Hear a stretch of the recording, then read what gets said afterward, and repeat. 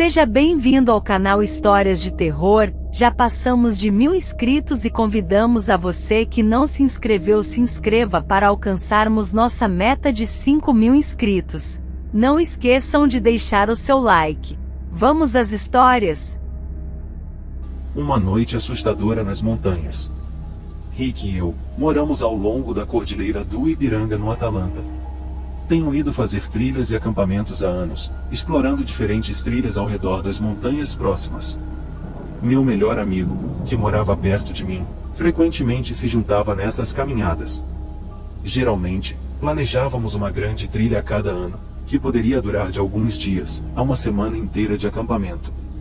Em 2018, planejamos fazer uma trilha através da cordilheira até um pequeno lago no topo das montanhas, nos dias que antecedem a viagem. Embora meu amigo tenha precisado cancelar, por causa de uma emergência no trabalho, eu já tinha tirado a semana inteira de folga, e tinha tudo pronto para ir. Então, decidi ir sozinho. Na quarta-feira de manhã, dirigi até um ponto de partida de trilha próximo, e comecei meu trajeto. Essa não era uma trilha recreativa regular, como aquelas que você geralmente vê em uma caminhada de 4 horas. Essas trilhas de mochila não tinham caminhos definidos, então você tinha que usar mapas, bússolas e pontos de referência, para saber onde estava indo. Geralmente, há um ponto de referência grande, é como uma formação rochosa específica que você caminha em direção, e quando chega lá pode ver seu próximo ponto de referência, e assim por diante. Passei os primeiros 2 dias caminhando em direção a uma crista nas montanhas. Quando escureceu no segundo dia, acampei várias horas antes de chegar à crista, montei minha barraca e acendi uma fogueira. Depois aqueci alguma comida que trouxe na minha mochila. O sol já havia se posto, e era cerca de 7 horas quando deitei na minha barraca para descansar e ler.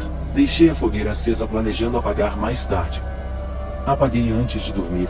15 minutos depois de começar a ler, ouvi um som forte de um galho quebrando, bem atrás da minha barraca. Através do crepitar da fogueira do lado de fora, pulei do colchão, pensando que poderia ser um urso negro, que havia sentido o cheiro da comida que eu havia cozinhado antes. Não ouvi mais nada, então rastejei para fora da barraca, e apontei uma lanterna para as árvores atrás.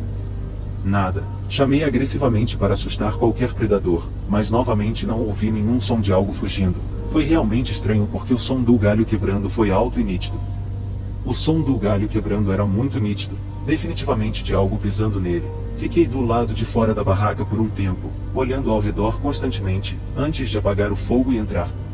Achei muito difícil dormir naquela noite, porque estava tão concentrado em ouvir mais sons. Na manhã seguinte, quase me surpreendi por ter dormido a noite toda. Empacotei minha barraca e tudo mais no acampamento, e continuei até chegar à crista.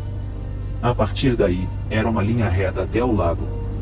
Eu estava andando rápido, para chegar lá antes de escurecer, para não ter que mudar meu acampamento novamente no dia seguinte. Cheguei com cerca de meia hora de antecedência antes do pôr do sol. O lago era lindo, muito digno da caminhada. Eu caminhei ao redor dele, aproveitando a paisagem. Depois armei a barraca e montei meu acampamento na linha de árvores ao lado do lago. Enquanto eu sentava perto da fogueira, continuava me virando, ouvindo barulhos suaves em algum lugar entre as árvores atrás de mim. Eu pensei que estava apenas sendo paranoico, mas era realmente assustador. Parecia quase exatamente como passos, mas eu sabia que ninguém estaria aqui fora. Eu teria visto a barraca deles, quando andei ao redor do lago. Mas estava escuro demais neste ponto, para ver algo além de alguns metros, então olhar ao redor não era mais uma opção. 1 hora depois, entrei na minha barraca e deitei. A cada poucos minutos, eu ouvia passos novamente, mas eles eram quase muito baixos para eu ter certeza do que eram. Eventualmente, fiquei tão cansado que acabei dormindo, e acho que apenas 1h30 depois acordei, com o som de alguém correndo para longe da minha barraca. Pulei e peguei minha lanterna, correndo para fora da barraca e olhando na direção dos passos. Eu vi as costas nuas de alguém correndo para longe. Meu coração estava batendo forte. Olhei para baixo e vi pegadas ao redor da minha barraca, como se alguém tivesse caminhado ao meu redor enquanto procurava pelo acampamento. Tentei acender a fogueira o mais rápido possível para ver melhor, mas estava aterrorizado. Não tinha para onde ir, e ninguém para me ajudar. Passei a noite inteira sentado na fogueira, mantendo a cabeça em constante movimento, mas não vi nem ouvi mais nada. Na manhã seguinte, comecei a caminhar de volta. Eu havia planejado ficar por um dia inteiro, mas já não me sentia confortável, sentindo que estava sendo seguido. Consegui voltar sem mais problemas, felizmente, mas durante minha jornada notei que várias coisas estavam faltando na minha mochila, coisas pequenas como comida, algumas ferramentas. Mas eu sempre tinha minha mochila comigo. Até hoje, fico imaginando se quem estava do lado de fora da minha barraca naquela noite, teria entrado e roubado da minha bolsa enquanto eu dormia. A própria ideia disso me deixa completamente chocado.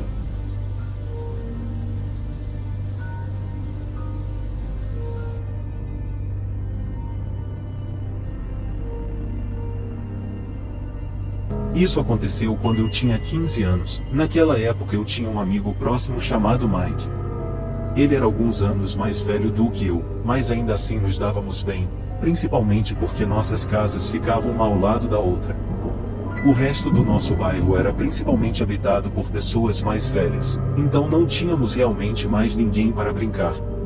Na maioria das noites, jogávamos jogos aleatórios do lado de fora, até ficarmos cansados ou nossos pais nos chamarem para entrar.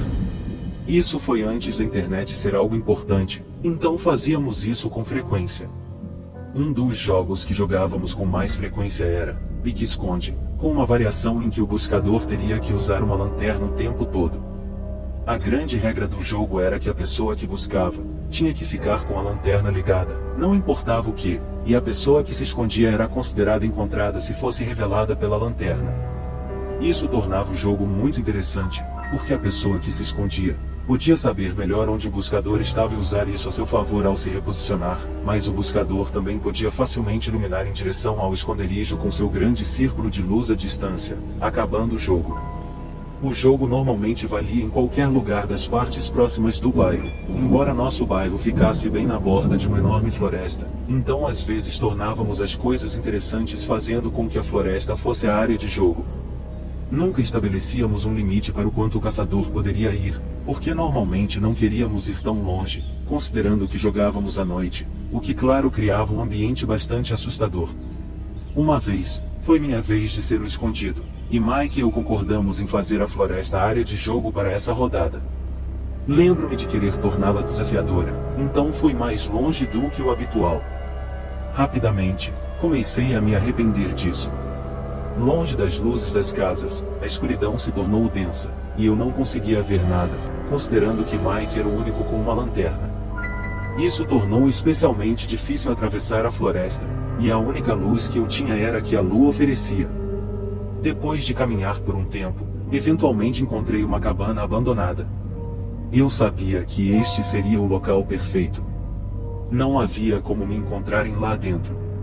Eu entrei e datei em volta até encontrar uma escada, subi e encontrei um quarto com uma única janela que apontava de volta para o meu bairro, que neste ponto, estava longe demais para ser visto. Fiquei lá por um longo tempo e nada aconteceu, até que pela janela, eu vi Mike, mas ele não estava usando a lanterna, ele estava trapaceando.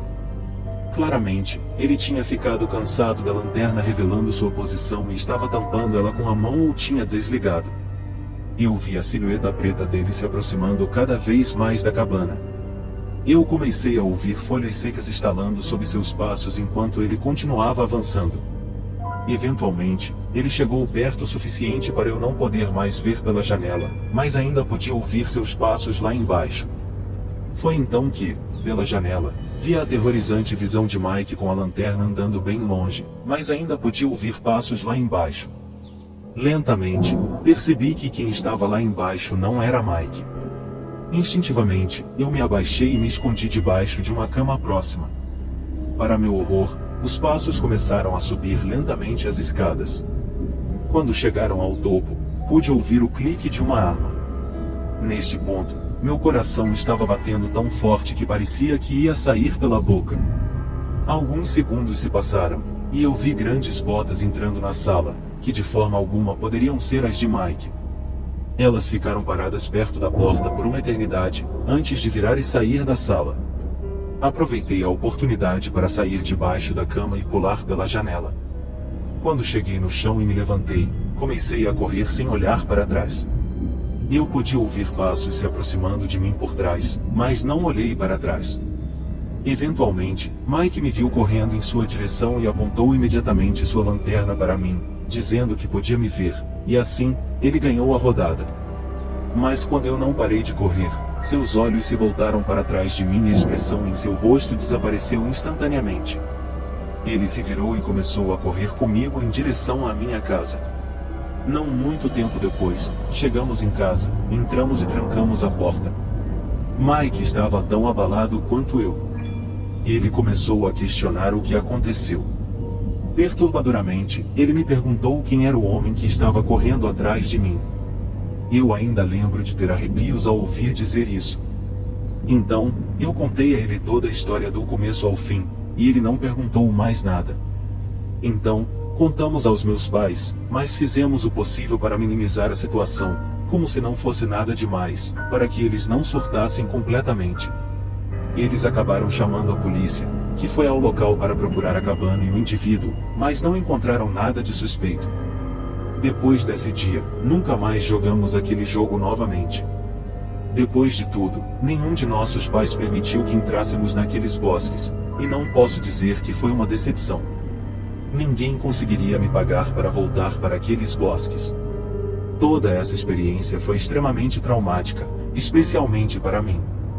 Pelo menos, suponho que foi, já que nunca mais voltamos àquela cabana, e ainda não podemos explicar quem vimos naquela noite.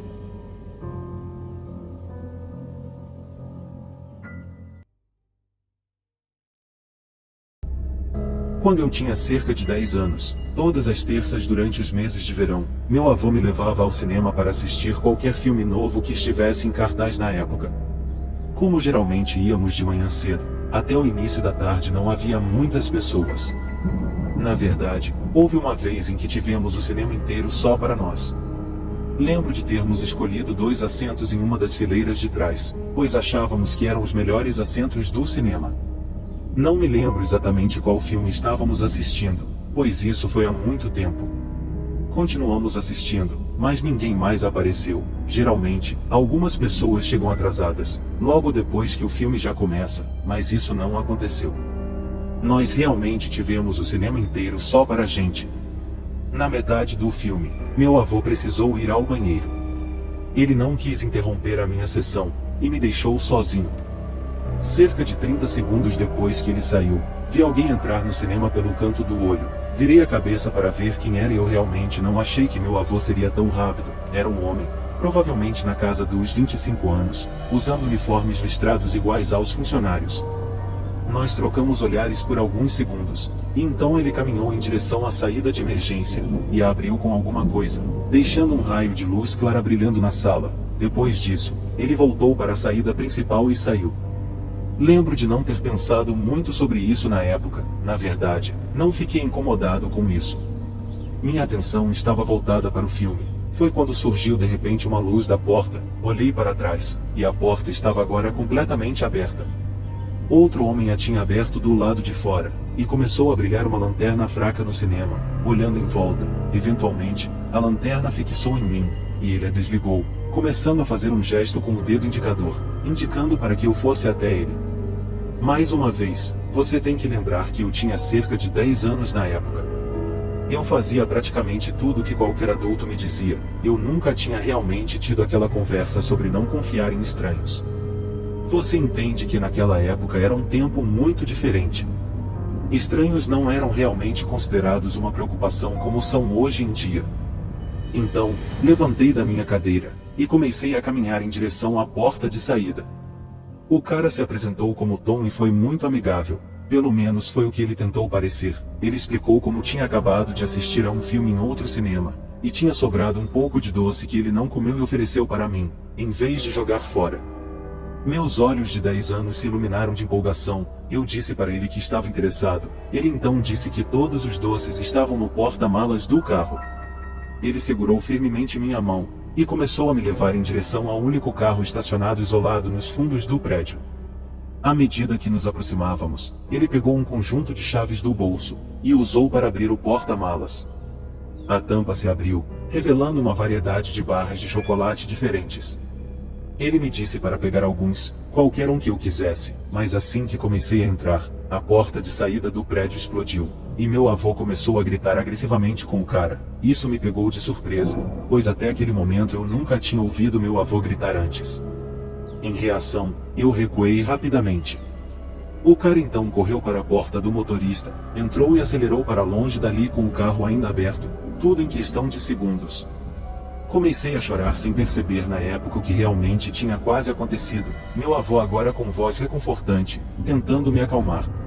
Atualmente, só posso imaginar o estresse que ele passou, quando voltou do banheiro e percebeu que eu não estava mais lá. Mais tarde, descobri que a única razão pela qual ele sabia para onde eu tinha ido, era porque o cara deixou a porta de saída entreaberta. Depois de me atrair para fora, meu avô chamou a polícia logo depois disso, mas o carro para onde eu estava sendo atraído não tinha placas. Além disso, era um carro muito comum de se ver na época, então, embora ele tenha dado uma descrição do carro, não havia muitas informações para ajudar a encontrar ele. No final das contas, ele nunca foi encontrado. É claro que ele deu uma descrição do pouco que viu do homem também, mas ele também nunca foi encontrado. Quanto ao funcionário que originalmente deixou a porta aberta por dentro, após investigação mais aprofundada, descobriu que este homem nunca foi um funcionário neste lugar, portanto ele também nunca foi encontrado. Felizmente, isso foi um incidente isolado, e nunca foi tentado em outras crianças naquele dia, ou em qualquer outro momento, pelo menos não que nos tenham contado. Eu tenho certeza de que eles instalaram um sistema de alarme para as saídas de emergência depois daquele dia, mas não tenho certeza, pois nunca mais voltamos a esse cinema. História 2. Isso aconteceu quando eu era estudante do ensino médio. Meus amigos e eu costumávamos ir ao cinema que ficava dentro de um shopping da nossa cidade. Normalmente, íamos em grandes grupos, mas desta vez foi apenas eu e meu amigo Tony. Escolhemos uma sessão mais tardia de um filme estranho, de nome não consigo lembrar por algum motivo.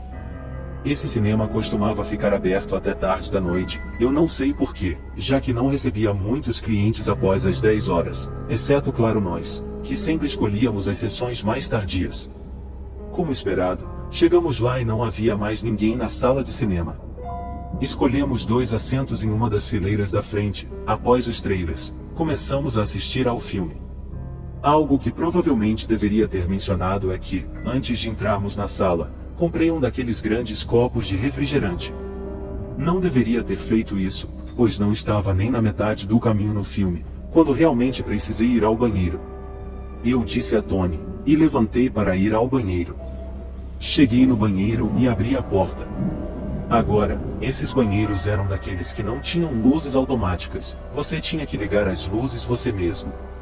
As luzes estavam apagadas, então fiquei surpreso ao ver alguém lá dentro quando entrei. Era um homem, não saberia dizer a idade dele, ele estava apenas parado próximo às pias, e há apenas um segundo, estava tudo escuro.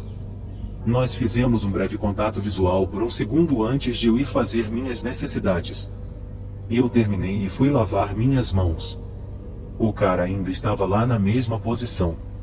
Comecei a sair e o cara fez o mesmo. Comecei a caminhar de volta para a sala de cinema e novamente ele fez o mesmo. Ele me seguiu e me observou sentar ao lado de Tony. Ele ficou lá por alguns minutos, antes de caminhar para a nossa mesma fileira, e sentar literalmente quase ao nosso lado. Novamente, este era um cinema completamente vazio, ele poderia ter escolhido qualquer outro lugar para se sentar. Durante uma das cenas mais altas do filme, Tony me perguntou em um sussurro se eu conhecia o cara. Eu contei a ele sobre os banheiros e ele concordou que era estranho, especialmente considerando que o cara nem estava aqui para assistir a primeira parte do filme, mas decidimos continuar assistindo o resto. Conforme o filme continuava, as coisas ficaram um pouco mais estranhas. O cara continuava olhando para nós a cada poucos minutos, como se até mesmo do canto do meu olho eu pudesse claramente dizer que ele estava fazendo isso. De forma alguma ele estava tentando ser discreto sobre isso. Finalmente, os créditos finais começaram. Tony e eu nos levantamos imediatamente, e começamos a caminhar em direção à saída, mas como deveríamos ter esperado agora, o cara também fez o mesmo. Ele estava praticamente andando rapidamente só para acompanhar a gente. Chegamos ao corredor, e ele estava completamente vazio, eu não vi nenhum funcionário, então caminhamos o mais rápido que pudemos, em direção à porta, e em direção ao nosso carro no estacionamento. Chegamos ao nosso carro e, enquanto estávamos dando ré, vimos o homem entrar em um Golf vermelho. Saímos do estacionamento e dirigimos em direção à rua principal mais próxima. Eu disse a Tony para ficar de olho e ver se ele estava nos seguindo, mas ele já tinha desaparecido. Até onde pudemos ver, não havia mais ninguém na estrada, mas uma onda de alívio nos atingiu. Nós começamos a falar sobre como isso era assustador, como aquele cara estava claramente nos seguindo, e obviamente não estava lá para assistir o filme, quero dizer, ele perdeu toda a primeira parte. Nossos pensamentos foram interrompidos por um carro, com seus faróis altos que parou bem atrás de nós em um sinal vermelho. Ambos olhamos para trás para ver se era o mesmo Golf vermelho, mas não conseguimos identificar, tudo o que podíamos ver eram esses faróis cegantes. Foi quando a porta do lado do motorista se abriu e um homem começou a correr em direção ao nosso carro em alta velocidade. Foi o mesmo cara de antes. Ele começou a puxar agressivamente as maçanetas da porta do nosso carro, até que, eventualmente, puxou uma faca e começou a bater nas janelas. Eu pisei no acelerador e passei no sinal vermelho, antes que ele pudesse quebrá-la. Virei à direita na próxima rua, e comecei a fazer curvas aleatórias para perder o cara. Felizmente, isso pareceu funcionar. Ambos ficamos parados na beira da estrada por alguns minutos, com as luzes do carro desligadas, recuperando o fôlego. Esperamos por muito tempo, antes de continuar em direção às nossas casas. E nós fomos por ruas secundárias o caminho todo. Contamos para nossos pais, que decidiram reportar à polícia. Durante a investigação, a polícia descobriu que o cinema tinha câmeras de segurança, mas, estranhamente, o homem não aparecia em nenhuma delas. Isso deixou todos ainda mais apreensivos e com medo. Dias depois, começaram a receber ligações estranhas em suas casas, com uma voz grave e assustadora dizendo: "Eu estou vindo para pegar vocês." Até hoje, nunca conseguiram identificar o homem misterioso, e os amigos nunca mais tiveram coragem de voltar àquele cinema.